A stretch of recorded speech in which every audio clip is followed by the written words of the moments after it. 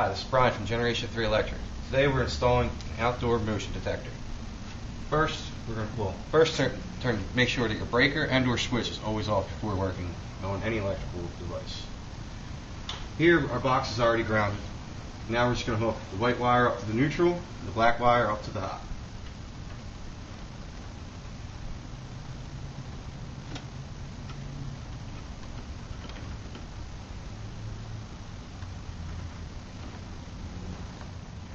Now it's time to mount the fixture to the box.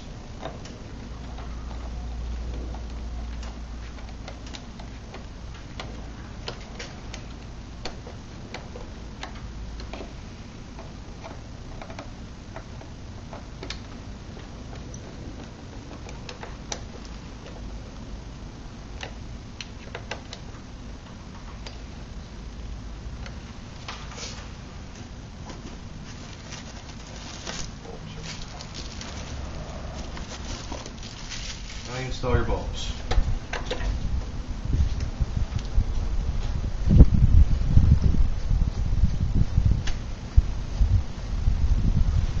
Once your bulbs are installed, turn your power on and check the fixture.